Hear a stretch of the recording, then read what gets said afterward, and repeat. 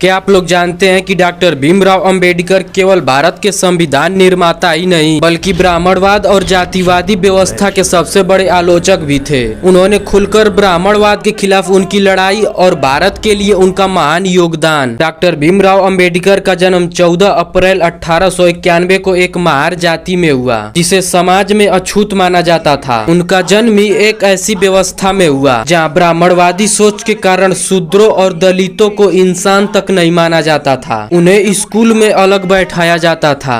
School के शिक्षक जो अधिकतर ब्राह्मण जाति से हुआ करते थे वो उन्हें पढ़ाने से इनकार कर दिया करते थे। सार्वजनिक कुओं से पानी तक नहीं पीने दिया जाता था। लेकिन क्या ये अन्याय उन्हें रोक पाया? नहीं। अंबेडकर ने शिक्षा को अपना सबसे बड़ा हथियार बनाया और समाज में फैली इन कुरीतियों से लड़ने का संकल्प लिया। अंबेडकर ने ब्राह्मणवादी सोच और मनुवादी व्यवस्था को भारत की विकास में सबसे बड़ी बाधा बताया। उनका कहना था कि ब्राह्मणों ने जानबूझकर शूद्रों और दलितों को शिक्षा से वंचित रखा ताकि वो सदियों तक गुलाम बने रहें। उन्होंने अपने लेखों और भाषणों में मनुस्मृति और अन्य ब्राह्मणवादी ग्रंथों की कड़ी आलोचना की। 25 दिसंबर 1927 को महार सत्याग्रह के दौरान उन्होंने मनुस्मृति का दहन किया क्योंकि यह ग्रंथ दलितों और महिलाओं के प्रति घृणा फैलाता था। उन्होंने ब्राह्मणवादी सोच पर हमला करते हुए कहा, मनुस्मृति समानता की सबसे बड़ी दुश्मन है और इसे जलना ही इसका सही न्याय है। यह घटना भारतीय समाज में सामाजिक क्रांति की सबसे बड़ी प्रतीक बनी। अंबेडकर का मानना था कि ब्राह्मणवाद केवल धर्म के नाम पर एक सोची समझी गुलाम की व्यवस्था है जिसको खत्म करने के लिए उन्होंने कई सारे संघर्ष किए, जिसमें से ये संघर्ष उनके प्रमुख रूप से हैं। पहला, महार सत्याग्रह 1927 में सार्वजनिक जल स्रोतों पर दलितों को अधिकार दिलाने के लिए। दूसरा, काला राम मंदिर आंदोलन 1930 जिसमें उन्होंने मंदिर में दलितों का प्रवेश का अधिकार मांगा। उनका तीसरा आंदोलन था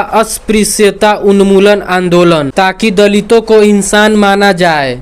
सोचिए, उस समय दलितों को इंसान तक नहीं माना जाता था। अंबेडकर ने कहा था जब तक ब्राह्मणवाद रहेगा तब तक समाज में समानता नहीं आ सकती। ब्राह्मणवादी सोच को जड़ से खत्म करने के लिए उन्होंने शिक्षा, संगठन और संघर्ष का मंत्र दिया। 1947 में जब भारत देश स्वतंत्र हुआ तब अंबेडकर को संविधान निर्माता समिति का अध्यक्ष बनाया गया। ब्राह्मणवादी नेताओं ने कई बार दलितों और पिछड़ों को बराबरी देने का विरोध किया, लेकिन अंबेडकर ने उनके हर एक तर्क को खारिज कर दिया। उन्होंने संविधान में छुआछूत को कानूनी अपराध घोषित कर दिया, समानता, स्वतंत्रता और बंधुत्व के अधिकार दिए और दलितों को आरक्षण की व्यवस्था कराई ताकि सदियों से दबे हुए लोग ऊपर आ सके। यह संविधान ब्राह्मणवाद की जकड़न से भारत को मुक्त करने का सबसे बड़ा हथियार बना। अंबेडकर ने महसूस किया कि ब्राह्मणवादी धर्म कभी भी दलितों को समानता नहीं दे पाएगा। इसलिए 14 अक्टूबर 1956 को उन्होंने लाखों अनुयायियों के साथ बौद्ध धर्म अपना लिया। उन्होंने कहा कि मैं हिंदू के रूप में तो जन्मा लेकिन हिंदू के रूप में मरूंगा नहीं। बौद्ध धर्म को अपनाकर उन्होंने ब्राह्मणवाद से पूरी तरह से मुक्त होने का रास्ता दिखाया।